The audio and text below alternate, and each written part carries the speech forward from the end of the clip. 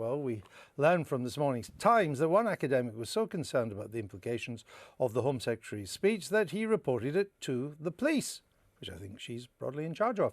And under a new policy approved by Amber Rudd, it has been recorded as, quote, a hate incident. The complainant is Joshua Silver, and he joins us now. Welcome to the programme. At the Tory conference, the speech of which you complained, she said, we need to do more so all British people get the opportunities they need to get on in life. The test should ensure people coming here are filling gaps in the labour market, not taking jobs British people could do. In what conceivable way was that a hate speech? What I have been looking at is to what extent statements made by senior politicians about foreigners can be interpreted as some sort of mechanism, if you like, to help foster the idea in the country against the EU. Right, and that's a broad brush approach. Now, I understand that. But what was hateful about Amber Rudd's speech on these words? Well, you've just picked a few words. Well, that's the key part of the speech. The briefing later talked about what would be hateful about looking at companies. It's discriminating against. It's picking on foreigners. Why is it picking on foreigners to say that British people should need to get on in life? She did say there were briefings that she was going to keep lists of foreigners. No, actually, that's not what the briefing was. I was at the conference. There was a press report that said that, but it wasn't Well, I accurate. certainly picked up.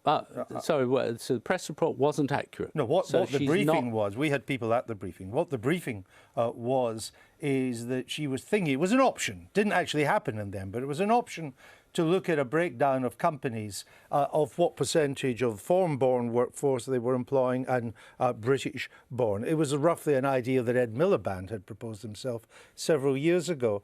Now, you're a physicist, right, at Oxford. A Labour economist may well find that information very useful to work out where we are failing to give people already in this country of all hues and ethnicities and colours the proper skills. What's hateful about it? Keeping lists of foreigners is something that... But that wasn't what was proposed. Well, you just said it was. No. Well, the proposal was, and I say it was an option that was never done, was to find out if a company was employing 25% migrants or 30%. What do you mean it was an option? What are you saying? Well, that's what they said. It was an option, and then they didn't proceed. No, but they floated it. Did you watch the speech? No, I didn't actually see the speech, but I've read the draft, and I've looked at all the feedback that there was to the speech. But it was the speech you complained about, wasn't it? Yes. So you complained about a speech you hadn't actually No, I've read watched. the speech carefully, and I've looked at all the feedback. Right, I understand the feedback, but politicians, even journalists, sometimes can't be blamed for the feedback itself. I'm still trying to find out what is hateful about the remarks that... It's discriminating against foreigners. That's what it's about. Well, because you pick on them and say, you know, we want to give jobs to British people, not to foreigners. That's not what she said. That was... She simply wanted to find out if there's skill shortages and we're bringing people in to do these jobs because our own people don't have them, why would you not want to give British people these skills? It was interpreted that way. The police, in the end, they didn't do a formal investigation, but they did record it as a hate incident. Yes. Was this a hate incident? Michael Howard, I was asking you. Of course it wasn't. And I think you cited Ed Miliband. What Amber Rudd said was no different from what Gordon Brown had said when he was Prime Minister, when he said there should be British jobs for British workers. Well, actually, that was much more explicit. It was. He didn't do anything about it. I'm afraid I think Mr.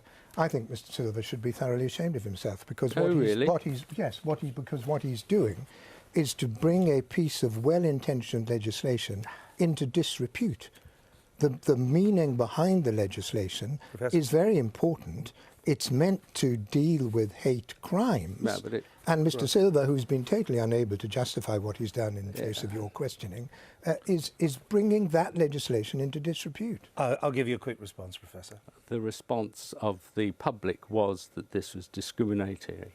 Okay, we'll leave. Have you made other complaints about politician speech? Well, no, I'm not a typical, not a normal complainer, but I have also looked at one other statement. Okay. It's a statement made by Mrs. May. Okay. Mrs. May stated that she... so we haven't... All right, very briefly, but we are very close. Mrs. May actually said that she was in effect going to expel all foreign doctors. Well, I don't. And that was also picked up. We're going to leave it there. I don't remember Mrs. May ever coming close to saying that. But if you take it to the police, I'll send you the reference. And I will look forward to it. Thank you very much, Professor. Now, some sad news today as we learned of the death of Professor Anthony King, one of Britain's leading experts in the political sciences. He helped us understand